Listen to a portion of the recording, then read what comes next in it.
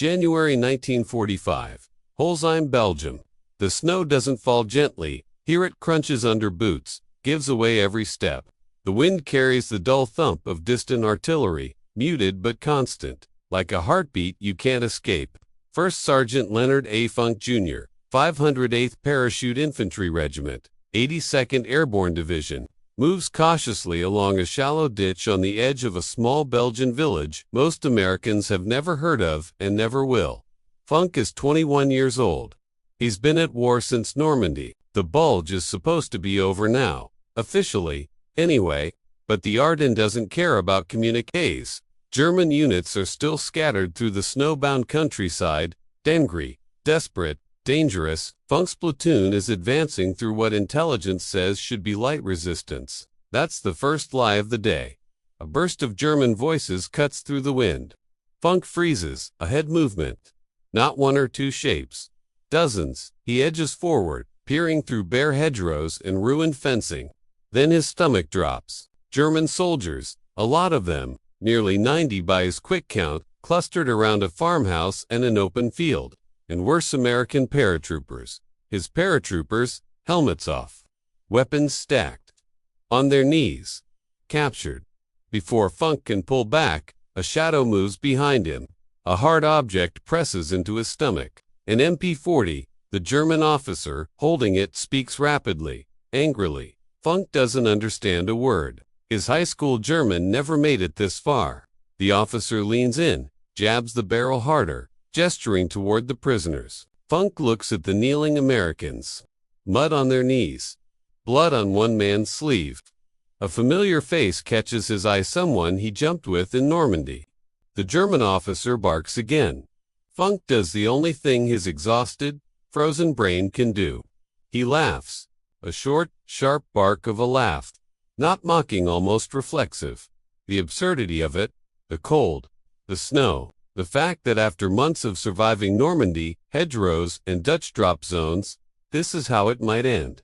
The officer recoils, confused. That half-second is everything. Funk's right hand snaps down.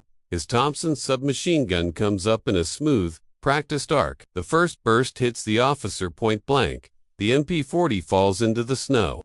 Funk doesn't stop. He pivots, squeezing the trigger in controlled bursts. Germans fall where they stand, some reaching for rifles, some frozen in shock. He empties the magazine, slams home a fresh one with a lightning reload drilled into muscle memory since Fort Benning. You can almost hear the clock start ticking. 45 seconds. That's all it takes. Funk moves like a machine, advancing, firing, reloading, firing again. Men scatter. Some run. Some drop their weapons and throw up their hands. The snow turns dark in patches. Shouts turn to screams, then to silence, broken only by the Thompson's staccato roar. When it's over, 21 German soldiers lie dead. The rest, unshaken, are prisoners. Funk stands alone in the snow, chest heaving, steam rising from his jacket. The American prisoners stare at him like they're looking at a ghost. He doesn't pose, he doesn't shout. He just waves them up. "Let's move," he says. This wasn't luck. It wasn't madness. It was the culmination of everything that came before every jump.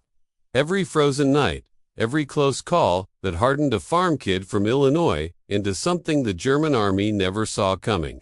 And it started months earlier, in a very different kind of darkness. June 6, 1944. Normandy, France. The night sky is chaos flak bursting like black flowers, engines roaring, red and green jump lights flashing inside a rattling C-47. Private First Class Leonard Funk grips the webbing by the door, heart hammering against his ribs.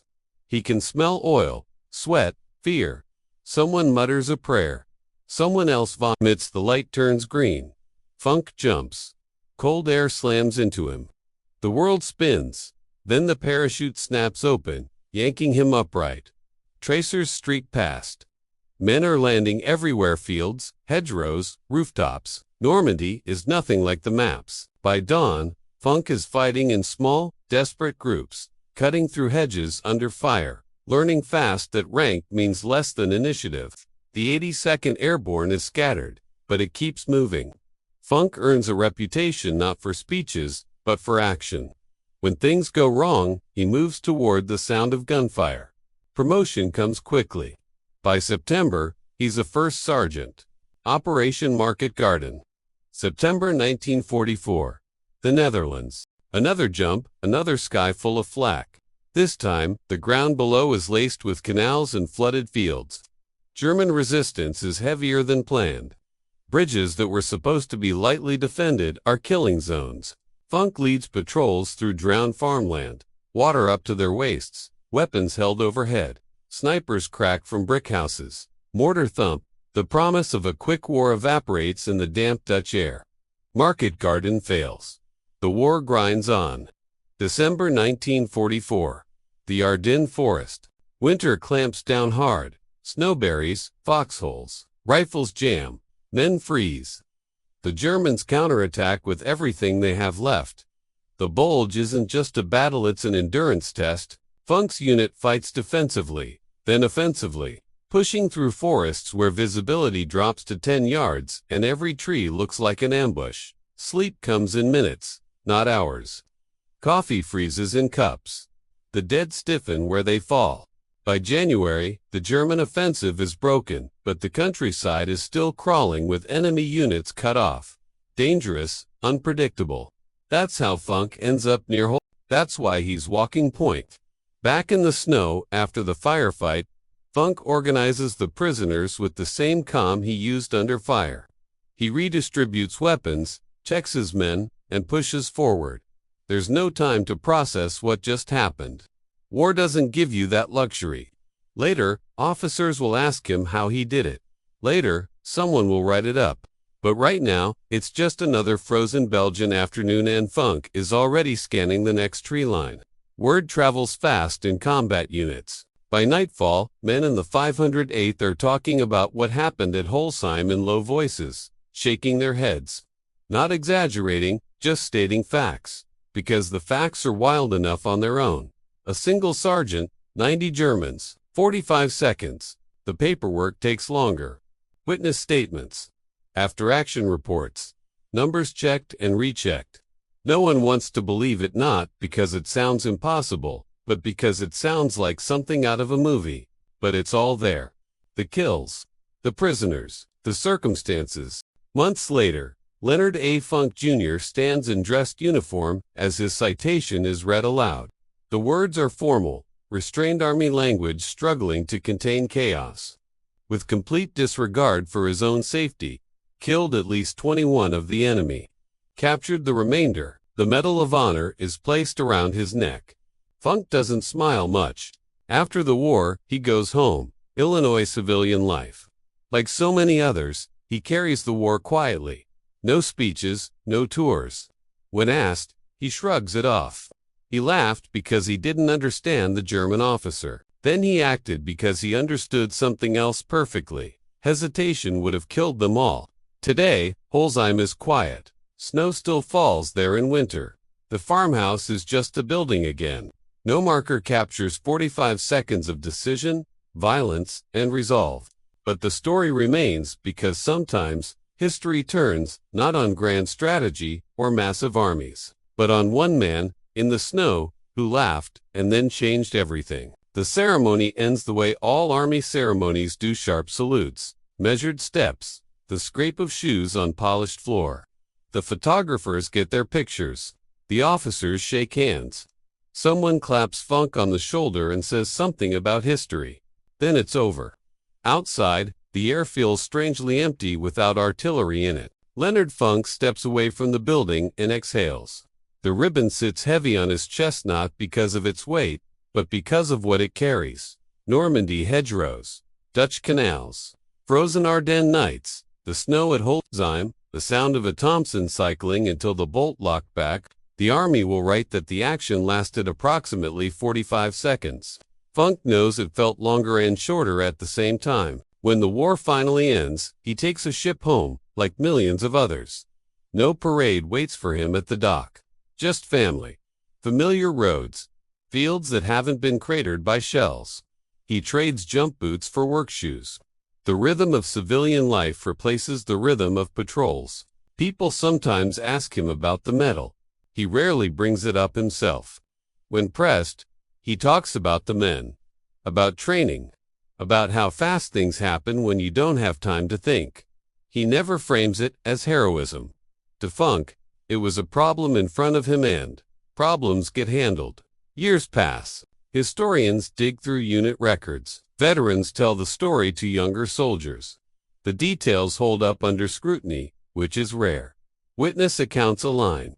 German records corroborate losses in the area. Holzheim becomes a footnote in larger histories of the Bulge Butt among airborne troops. The name carries weight because it reminds them of something essential. Wars are decided by divisions and corps, but they're survived in moments. Moments where confusion, fear, and instinct collide. Moments where one decision, made under pressure, reshapes the fate of everyone nearby. In January 1945, in the snow of Belgium, a German officer made a mistake. He assumed the man in front of him was beaten. Leonard Funk laughed not because it was funny, but because the situation was so absurd it cracked the tension for half a second. Half a second was enough. The Thompson came up. Training took over. 45 seconds rewrote the outcome, and when the snow settled, 90 American paratroopers walked away alive. That's how history sometimes works. Not loudly, not cleanly, but suddenly. Years later, in quiet rooms far from Belgium, instructors stand in front of chalkboards and maps. They talk about fire and maneuver, about initiative at the small unit level. They talk about what happens when plans collapse and chaos takes over. Sometimes quietly they tell the story of Holzheim. They don't tell it to glorify killing. They tell it because it exposes something raw and uncomfortable about combat. That war is often decided by the person closest to the problem, not the one farthest up the chain of command. In January 1945, there was no radio call for air support, no artillery adjustment, no time to weigh options. Leonard Funk had seconds to choose between submission and violence, between waiting to see what the German officer intended and acting before intent became execution. The Germans at Holzheim weren't amateurs. Many were veterans themselves, men pulled from shattered units of the Ardennes offensive, still armed, still dangerous.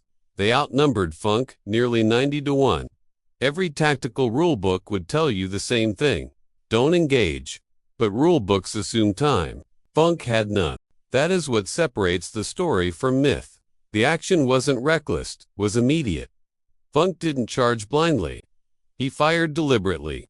Witnesses later recalled how controlled his bursts were, how he moved while firing, how he reloaded without hesitation.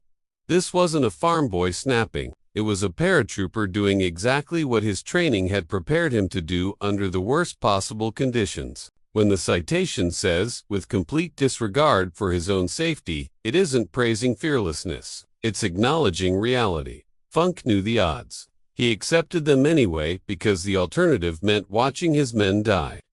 That calculation made in a fraction of a second is the spine of the entire war. From Normandy onward, Allied victory depended on soldiers who acted faster than the enemy could react. Funk's 45 seconds were an extreme example, but not an isolated one. Across Europe and the Pacific, the war was shaped by moments like this, moments that never made headlines. Moments compressed into after-action reports and faded photographs. Holzheim just happened to be witnessed. Leonard Funk lived the rest of his life without spectacle. He attended reunions. He shook hands with younger soldiers who treated him with a mix of awe and disbelief. He listened more than he spoke. Those closest to him understood that the war never truly leaves, it just quiets down. When he passed away in 1992, there was no artillery salute echoing across Belgian snowfields, but his story remained, anchored to a specific place and time, immune to exaggeration because the truth was already unbelievable enough. A laugh at gunpoint. A Thompson brought to bear. 45 seconds that reversed captivity into survival. History often celebrates generals and strategies, but sometimes, if you listen closely, it whispers about a single sergeant in the snow, someone who didn't understand the words being spoken to him, but understood perfectly what had to be done next, and did it. For the paratroopers who had been kneeling in the snow at Holzheim, the moment never faded. Years later, some of them would still remember the cold seeping through their trousers, the numb ache in their knees, the sound of German boots shifting behind them.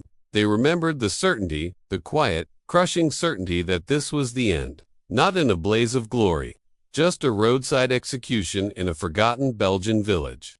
They remembered the German officers shouting. They remembered the laugh. At first, they thought they were imagining it.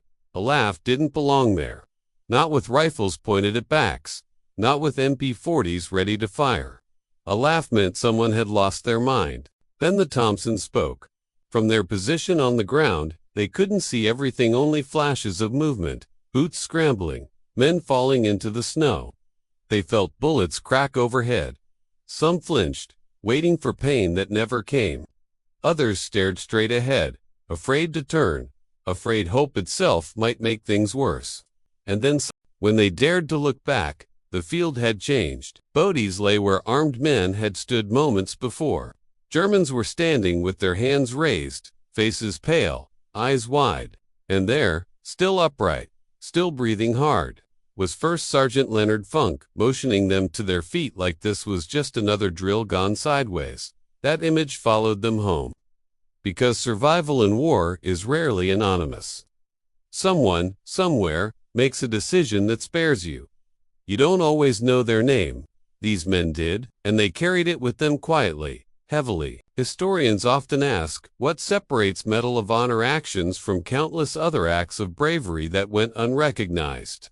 The answer is uncomfortable. Witnesses, documentation, and timing. Funk's action had all three. But among the men he saved, medals didn't matter. What mattered was that they walked away. They lived full lives, they married, they raised children, they grew old, all because 45 seconds went the right way instead of the wrong one. In the broader scope of World War II, Holzheim doesn't shift front lines or alter campaign maps, but it reveals the war's true scale, not measured only in miles advanced or divisions destroyed, but in moments where everything balanced on a single trigger pull. Leonard Funk never claimed ownership of that balance. He would have told you it could have gone differently. That luck always plays a role. He was right, but luck favors those who act. In January 1945, in the aftermath of the Bulge, with Europe still burning and winter refusing to loosen its grip, a young first sergeant acted before fear could catch up. He laughed. He fired. And history bent just enough for 90 men to stand up instead of fall. Belgium moved on quickly after the war. Fields were replanted. Roofs repaired. Roads cleared of wreckage and shell scars. The farmhouse near Holzheim went back to being just another structured wood stone. Silence. Cows returned. Children walked past places where men once died without ever knowing their names. But the ground remembered. Veterans understand this instinctively. Certain places hold weight long after the noise is gone. Holzheim was one of those places, not because of a battle line or a strategic objective, but because something improbable happened there, something too sharp to fade cleanly. When American airborne units passed through the region in later years' training exercises, commemorations, older soldiers would sometimes pause. They'd look out over the snow-covered fields and tell younger paratroopers to pay attention. Something happened here, they'd say. They wouldn't dramatize it. They wouldn't raise their voices. They didn't need to. The story carried its own gravity. Leonard Funk's action didn't just save lives, it reinforced a doctrine the airborne had been built on from the beginning. Initiative under pressure. Paratroopers were dropped, scattered by design, cut off by design, expected to act without orders by design. Funk embodied that philosophy in its most distilled form.